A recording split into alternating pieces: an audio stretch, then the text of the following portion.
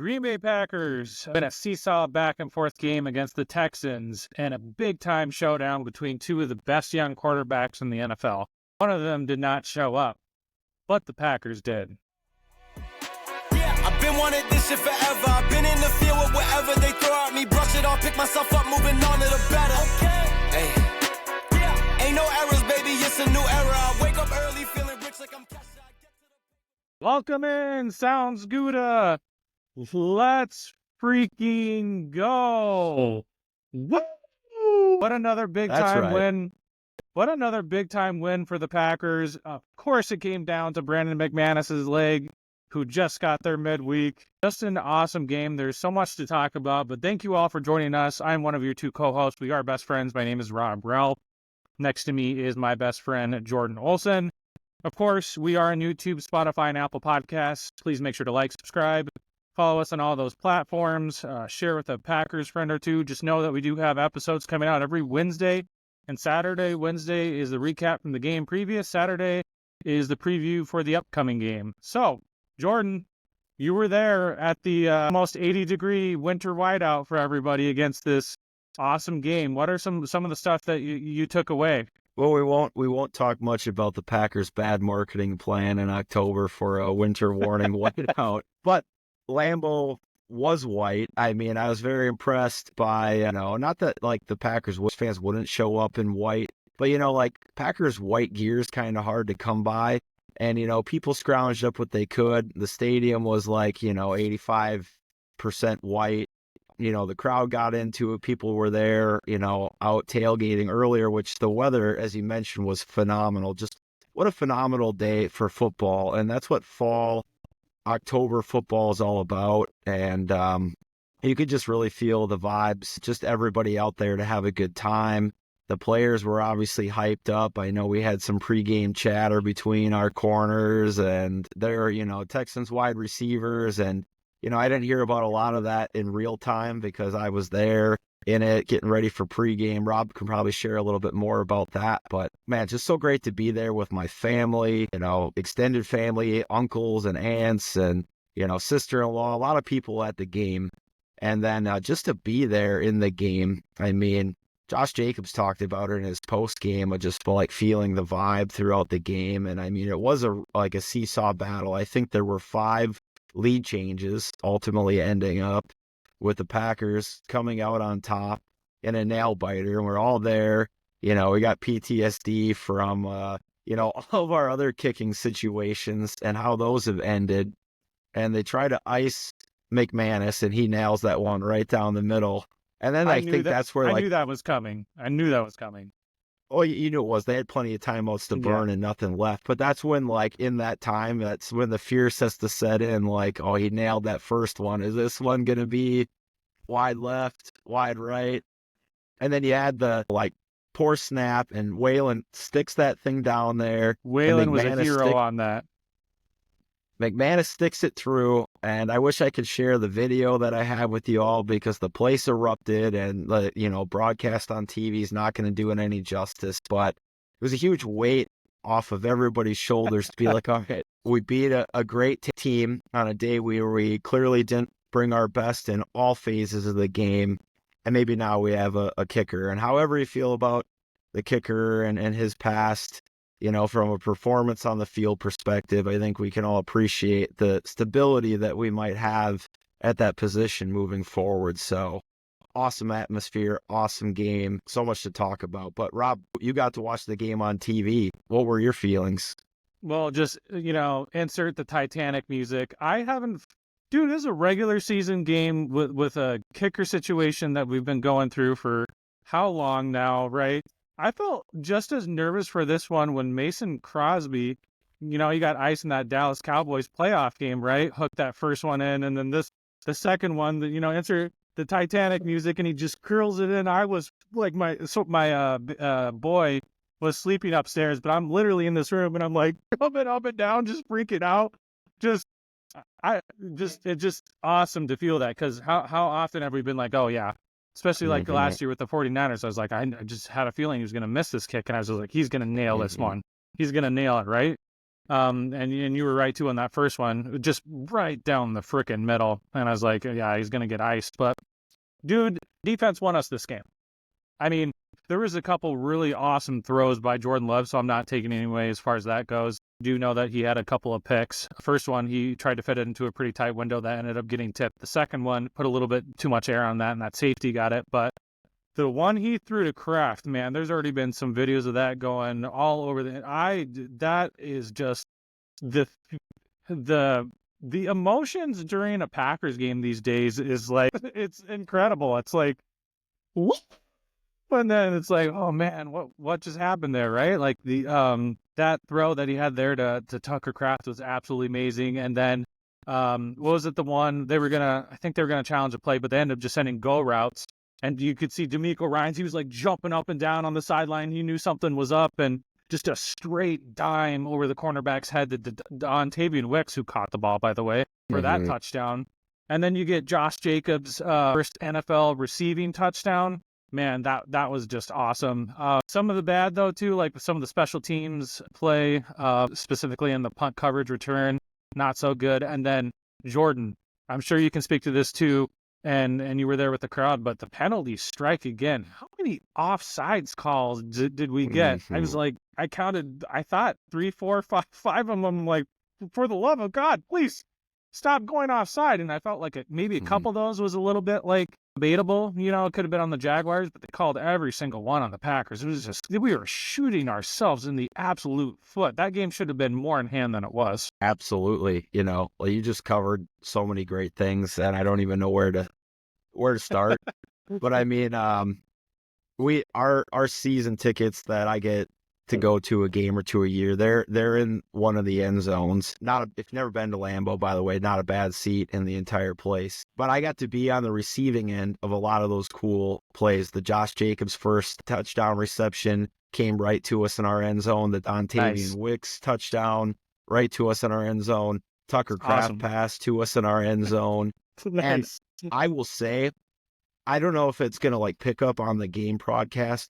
I think everybody's initial reaction on that rocket ball that he threw on to Kraft, we thought it was all picked. We all went like, picked. No. And then immediately, like, you see the balls in his hands. We're like, yes. like the corner jumped that. And from our perspective in the end zone, it was like, no. Yes, it was just, it was the margin was razor thin, and, you know, the NFL is a game of inches, and, you know, that was on full display again. And Jordan Love's like really pushing those limits to the test.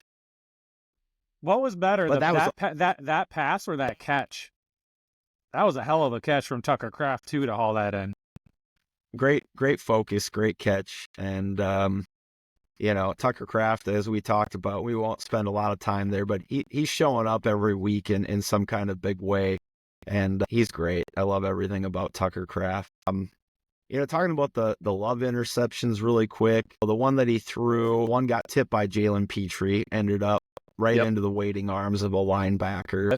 I'm going to be a little forgiving on that one, right? Agreed. Jalen Petrie made a great play, and then, you know, how often does that end up right in the waiting arms of somebody? Unfortunately for Jordan Love, he's had like 3 of his leading interceptions with 8. He's had like 3 that haven't really quite been his fault or could have gone a different direction if the ball would have been tipped a slightly different way. So I give him a little leeway there.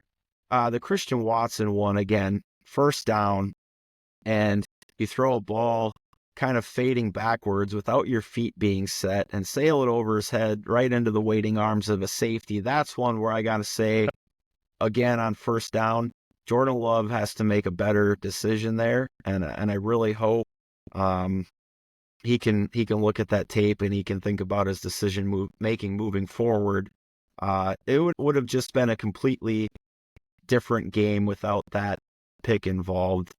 And then we'll just finish talking about teams really quick, because like I want to we talked about the picks. We'll talk about the special teams performance, and we talked about the highlight in Brandon McManus. Let's just talk about the other ugly part of the game. Again, punt returning, a big wart for us. Nixon, I don't know what Nixon is doing. And I'm like, I literally told my family, because we were talking about like, hey, let's have Keyshawn Nixon in there instead of Jaden Reed. We talked about it last week on the podcast. I'm immediately like, maybe we should be careful what we wish for. But I don't know why he just didn't. That ball had plenty of hang time. Why didn't he just go under that thing, fair catch it, and we just got the ball, and it's a totally different game without a couple of those plays. I think the Packers take care of the Texans pretty handily on a day where the Packers secondary and pass rush really handled C.J. Stroud. They put him in a blender, right? Yeah, I mean, what did he have? 86 yards. The only third down conversion you think you might have seen it at your side is that one that was when they were driving late. That was the only third down. And by the way, a heck of a throw, a heck of a catch. I think that was Hutchinson that ended up making that. And I was like, oh, did he actually catch? Yeah, he caught it. Luckily, the defense was doing what the defense was doing. They held them to the 3 points that they needed to.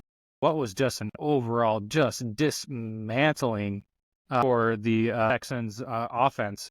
The Packers were throwing some unique blitzes. I'll give obviously a shout out. We didn't have a takeaway, but I'll give a shout out to Xavier McKinney, there for that sack. We had Rashawn Gary, who was showing up there pretty consistently. Saw one play there too where Gary was on the edge, and then they flipped him over at the last second to like the middle and messed up the Houston Texans protections and whatnot, and he came through right away. I think that might have been on a third down. Some, last second adjustment there too.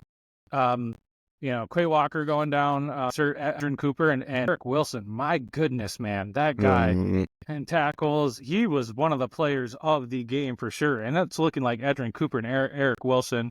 He might be taken advantage of in coverage, but man, that guy is quite the run stuffer and the pass rusher from the inside linebacker position. They were just blanketing those wide receivers, man. They could not get anything going. It seemed like when they were trying to roll the best, they were running the ball really efficiently, obviously with Joe Mixon. I think he had a touchdown or two, really run effectively with him, and they got their offense rolling there in the second half a little bit when they were starting to ride him. But yeah, man, just an absolute dismantling from the Packers defense, and a game where they had 3 turnovers and we had 0, and we keep talking about needing to win the turnover battle, but we still came away with that victory, and that was all credit to that defense, even though we didn't get a turnover. Yeah, I think teams win like less than 80% of the time when you lose the turnover battle. I think it's almost 90% by a margin of 3.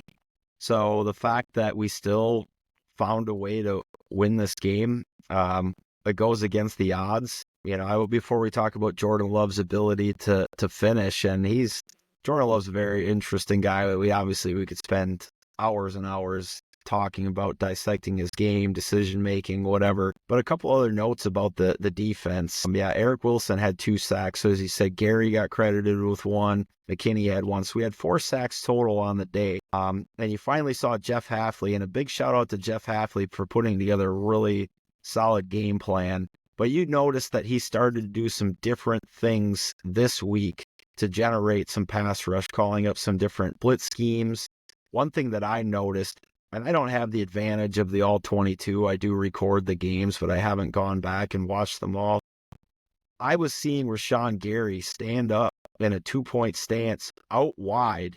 Yeah, it's a good point. point. I don't know that we've done a lot of that this year, and we've talked about this a little bit in the pod, is that, is Gary having a hard time adjusting to the 3-point stance? And I think they probably just said, hey, why don't we just let you on some snaps get back to what you're best at, put you out wide, let you speed rush. And, that was obviously effective in this game. So I think you see the evolution of Jeff Hafley kind of starting to marry his scheme, his ideas with, okay, I've got some superstars on this team that I kind of need to tailor my game plan for, and then I'm going to let those guys eat. So I think that's big for us coming up in a game with Trevor Lawrence and a game coming up with Jared Goff, who are not mobile, too mobile by any standards. We know Goff is like a statue there. So really looking forward to where we go the next couple of weeks with this pass rush. Yeah, absolutely. And a couple players I just wanted to highlight too here real quick. Evan Williams. I mean, my goodness, man, that kid is a player and a half. We have talked about this ad nauseum, but him making a really nice tackle on Joe Mixon on that 2-point conversion. Mm-hmm. He doesn't make that tackle. That field goal is a game tying field goal instead of a game winning field goal.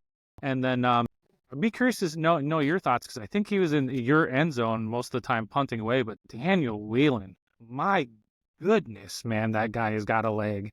It's just unbelievable watching on TV. What was your thought, real quick, from him punting away in your end zone? I mean, you see it on TV and they kind of pan away, but like, anybody that's seen quite a few live football games, NFL games, college, like you can tell when a guy's got a boot and when the ball leaves his foot. I mean, he had a phenomenal day, and it helped that it was warm weather. Some of those punts, were into the wind.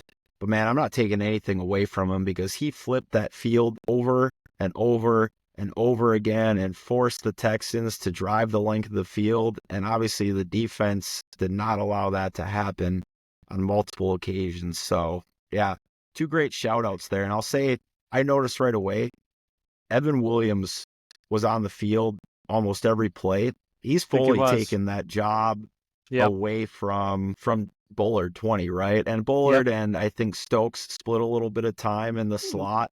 They did. I think they played more base in this game, but Evan Williams has taken that job, and I think it showed. Draft status doesn't matter. It doesn't matter if this is a second-round pick. The best guy's going to play out there, and the guy's balling out, so we got to keep him on the field. Just jumping over to the offensive side for a couple things. I mean, I think it would be pretty remiss to not mention another huge day from Romeo Doubs and just the security blanket that he was for Jordan Love throughout this game. I think, and I don't have the stat sheet in front of me, so I'm going off of memory, but I think he had 8 receptions in this game, over 90 yards, high 80s, 90 yards. Had another opportunity to come down with one pass was kind of a pass out of the stretched arms of Doubs on an outbreaker.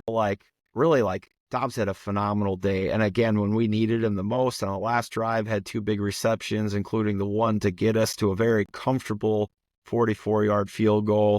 Keep it up, Romeo. Yeah, and another day where Rob is complimenting another man's hands for never dropping the ball. Absolutely, man. That slant was wide open the whole game, and they kept going to it, and he kept grabbing it. So it made a huge difference, especially on that last drive. Well, and we're not going to go on and on because I just really jacked up. I got a lot of notes, but you guys all probably don't want to listen to like an hour and a half episode. If you do, let us know. We'll get you some extra content. The last thing I want to say is Matt LaFleur spoke to it in his post-game presser, but Jordan Love's superpower is on full display again, despite some bad decisions made earlier in the game. He put the ball in his hands on a 2-minute drive, and we see him go down, forget anything else has happened, be spot on under pressure, get the team to the position they need to be in, and put the ball in the hands of somebody else to win it for you. We got it done. So, got to love that about Jordan Love. Yeah, man. Just like I was talking about earlier, just the emotions of the Packers offense. Just touchdown, interception, touchdown, interception. It's just quite incredible. He's capable of doing quite a bit, and obviously has a lot of really great leadership. And Matt has got all the trust in the world with him, and he delivered there at the end, which is really what mattered. So rightfully so. So just some big things happen around the league in terms of the NFC, but the Lions, thank you, beat the Vikings, and now that brings that division, imagine a world where the Vikings are 6-0, but that brings that division to within a game now, and it truthfully is anybody's division to go out there and take, and I'm not saying we're better than the Lions or the Vikings, although I think we should have beat the Vikings. Probably would have if we would have had Brandon McManus, because he probably would have made one of those field goals. But that was big, and that was another game that the Lions won on a last-second field goal as well. The 49ers did not look very good at all against the Chiefs, and they lose Brandon Ayuk in that game, and I believe that he's going to miss a significant amount of time, if not, the rest of the season. I don't have a full report on that at this point in time, but that's a big blow for them. Seahawks beat up on Atlanta. So, the Seahawks finally get a quality win, and those are 2 teams that are going to be vying for a wild card spot at the end of the year. And the Commanders, they win again, but Daniels got a little bit banged up. But that's another team we're going to have to watch out for in the NFC playoff hunt. And then one other item to note, since the last time you heard from us, the Jets, they went out, they got Devontae Adams. I mean, they're all in, but they're 2-5 now because they melted down in the second half and got their butts whooped by Pittsburgh last night on Sunday Night Football. So whatever your feelings are about Rodgers, Adams, and Green Bay East at this point in time, the outlook is not good there. You got anything to add to that? Yeah, it looks like the offense we were seeing there for the last year or two. It just looks very stagnant. Not a lot of motion in that offense. Obviously they didn't move on from Nathaniel Coordinator, but they demoted him. He's not calling plays anymore. So it just, you can get, one of the best wide receivers who's, he's still a really, really good wide receiver.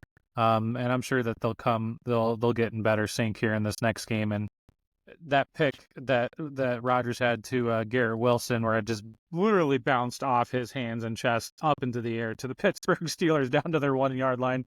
Nothing you can do with that as far as Rodgers goes. And that was a game changer right there.